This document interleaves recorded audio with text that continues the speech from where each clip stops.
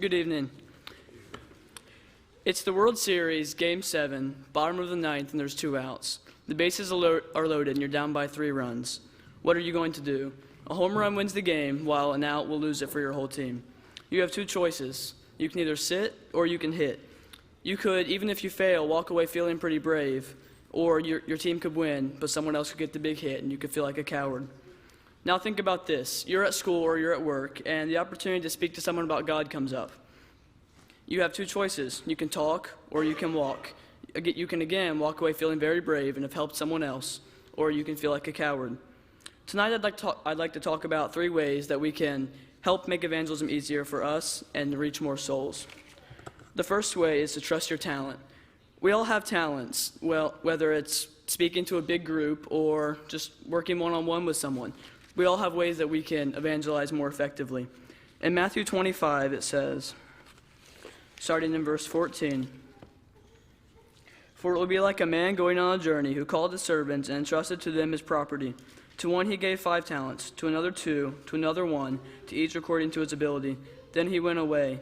He who had received the 5 talents went at once and traded with them, and he made 5 talents more. So also he who had the 2 talents made 2 talents more. But he who had received the 1 talent went and dug in the ground and hid his master's money. Now after a long time the master of the servant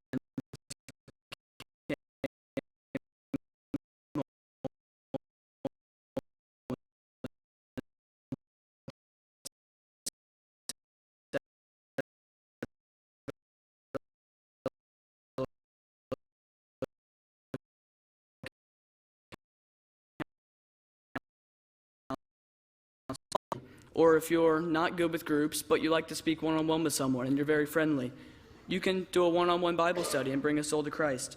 It doesn't matter what your talent is, we just need to know to use it for Christ. And the second way to simplify evangelism for us is to improve your talents. If you're preparing to hit in the World Series, do you think that those MLB players just go up to the plate and it's the first time they've ever picked up a bat? No, they spend their entire lives training for that one moment. So we need to do the same for evangelism. We shouldn't just use our talents to go out and hope that we evangelize to someone correctly. We need to practice them and make them better. In 2 Timothy chapter 1, verse 6, it says, "For this reason I remind you to fan into flame the gift of God, which is in you through the laying on of my hands." Paul uses the analogy of fire here, and I think that's perfect. If you're out in the Arctic and you have a lighter and a stick, and you're surrounded by lots of logs, you could light that stick on fire and say, that's your talent, this will work to keep me warm. Or you could fan that flame and nurture it some and turn that talent or flame into a huge bonfire for the Lord. I believe we need to do that with our talents, no matter what they are. Again, if you're good with computers, you can't just go out and make a Bible app. You have to go learn how to make it. You have to practice that talent.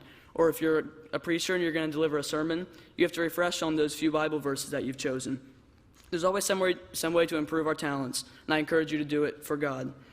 And the third way, and the most important way, I believe, to make evangelism simpler is to just relax and do it. Eventually, there's a point where you can't prepare anymore. If us just preparing our whole lives for evangelism and never doing it would be like an MLB player deciding, I'm just going to practice my entire life and never go up to the plate for the big hit. It makes no sense. In Matthew 10:19, it says, again, that's Matthew 10:19. "When they deliver you over, do not be anxious how you are to speak or what you are to say, for what you are to say will be given to you in that hour." That sums up what we should do in evangelism perfectly. Eventually, we can't worry about how much we've learned or if we know enough to deliver our sermon or talk to someone about God.